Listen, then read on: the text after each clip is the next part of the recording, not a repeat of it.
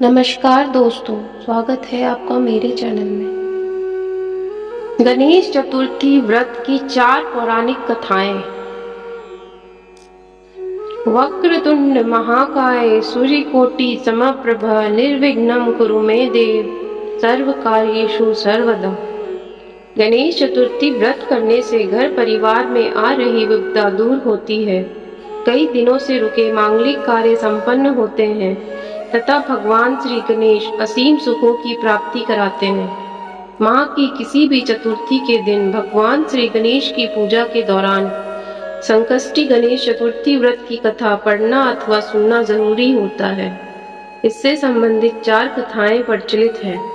पहली कथा पौराणिक एवं प्रचलित श्री गणेश कथा के अनुसार एक बार देवता कई विपदाओं में घिरे थे।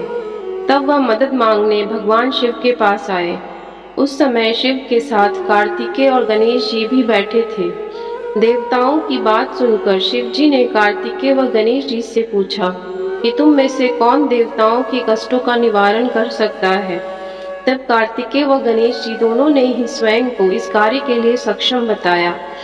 इस पर भगवान शिव ने दोनों की परीक्षा लेते हुए कहा कि तुम दोनों में से जो सबसे पहले पृथ्वी की परिक्रमा करके आएगा वही देवताओं की मदद करने जाएगा। भगवान शिव के मुख से यह वचन सुनते ही कार्तिकेय अपने वाहन मोर पर बैठकर पृथ्वी की परिक्रमा के लिए निकल गए। परंतु गणेश जी सोच में पड़ गए कि वह चूहे के ऊपर चढ़कर सारी पृथ्वी की परिक्रमा करेंगे तो इस कार्य में उन्हें बहुत समय लग जाएगा। तभी उन्हें एक उपाय सूझा। गणेश जी अपने स्थान से उठे और अपने माता पिता की 7 बार परिक्रमा करके वापस बैठ गए। परिक्रमा करके लौटने पर कार्तिकेय स्वयं को विजेता बताने लगे। तब शिव जी ने श्री गणेश जी से पृथ्वी की परिक्रमा ना करने का कारण पूछा। तब गणेश ने कहा, माता पिता के चरणों में ही समस्त लोक है। यह सुनकर भगवान शिव ने गणेश जी को देवताओं के संकट दूर करने की आज्ञा दी।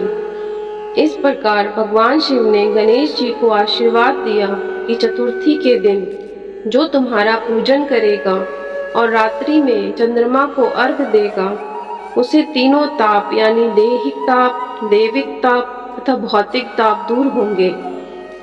इस व्रत को करने से व्रतधारी के सभी तरह के दुख दूर होंगे और उसे जीवन के भौतिक सुखों की प्राप्ति होगी। चारों तरफ से मनुष्य की सुख समृद्धि बढ़ेगी। पुत्र पौत्रादि धन ऐश्वर्य की कमी नहीं रहेगी। गणेश चतुर्थी व्रत की दूसरी कथा। एक समय की बात है, राजा हरिश्चंद्र के राज्य में एक कुम्हार था। वह मिट्टी के बर्तन बनाता, लेकिन वे कच्चे रह जाते थे। एक पुजारी की सलाह पर उसने इस समस्या को दूर करने के लिए एक छोटे बालक को मिट्टी के बर्तनों के साथ आवा में डाल दिया। उस दिन संकष्टी चतुर्थी का दिन था। उस बच्चे की माँ अपने बेटे के लिए परेशान थी। उसने गणेश जी से बेटे की कुशलता की प्रार्थना की। दूसरे दिन जब कुम्हार ने सुबह उठकर देखा तो आवा में उसके बर्तन तो पक गए, लेकिन बच्चे का बाल भी बाका नहीं हुआ था। वह डर गया और राजा के दरबार में जाकर सारी घटना बताई।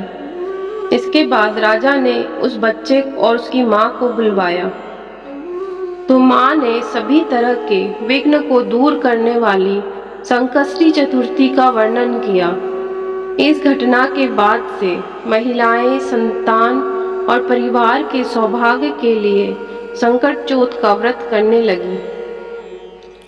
तीसरी कथा। एक समय की बात है कि विष्णु भगवान का विवाह लक्ष्मी जी के साथ निश्चित हो गया। विवाह की तैयारी होने लगी। सभी देवताओं को निमंत्रण भेजे गए, परंतु गणेश जी को निमंत्रण नहीं दिया। कारण जो भी रहा हो, अब भगवान विष्णु की बारात जाने का समय आ गया। सभी देवता अपनी पत्नियों के साथ विवाह समारोह में आए। उन सब ने देखा कि गणेश जी कहीं दिखाई नहीं दे रहे हैं।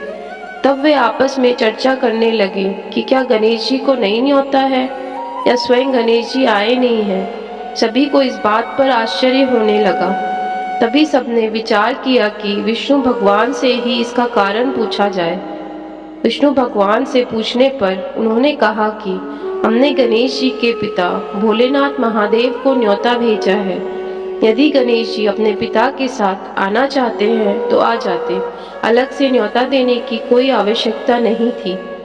दूसरी बात यह है कि उनको 1.25 मन मूंग, 1.25 मन चावल, 1.25 मन घी और 1.25 मन लड्डू का भोजन दिन भर में चाहिए।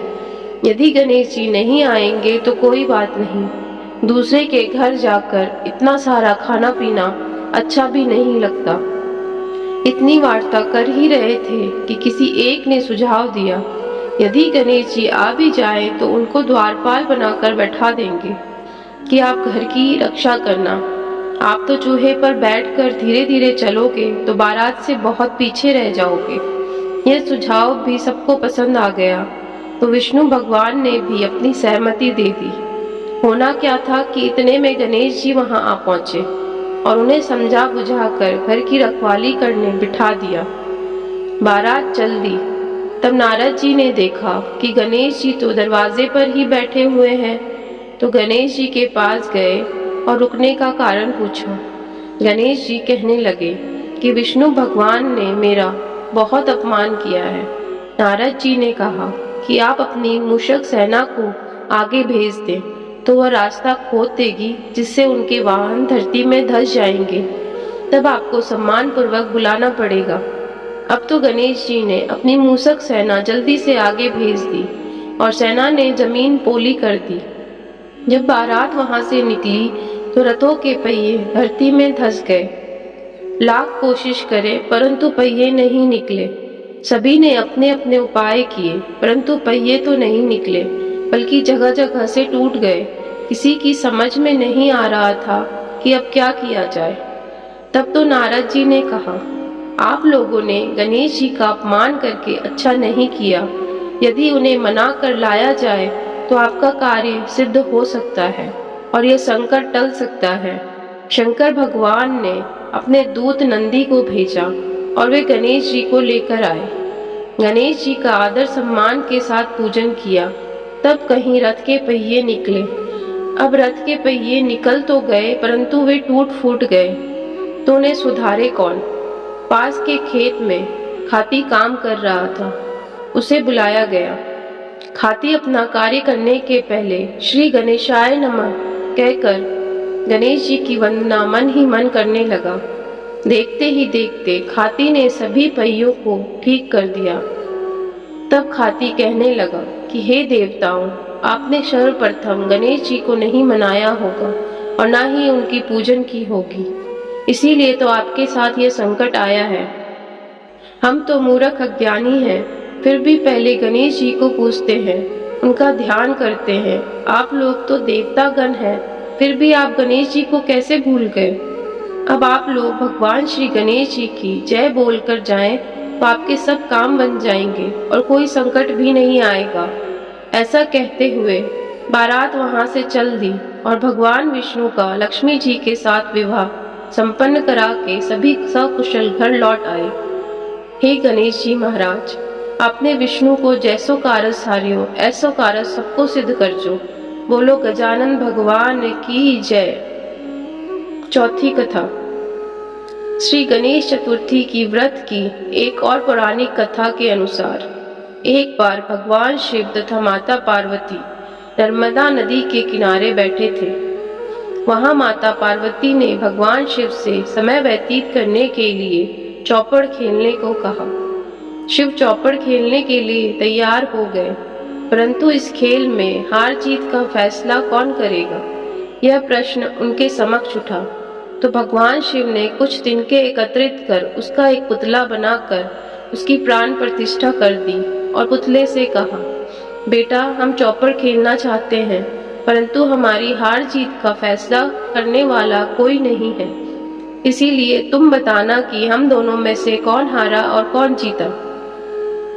उसके बाद भगवान शिव और माता पार्वती का चौपड़ खेल शुरू हो गया। यह खेल 3 बार खेला गया और संयोग से तीनों बार माता पार्वती ही जीत गई। खेल समाप्त होने के बाद बालक से हार जीत का फैसला करने के लिए कहा गया, तो उस बालक ने महादेव को विजयी बताया। यह सुनकर माता पार्वती क्रोधित हो गई और क्रोध में उन्होंने बालक को लंगड़ा होने, कीचड़ में पड़े रहने का श्राप दे दिया।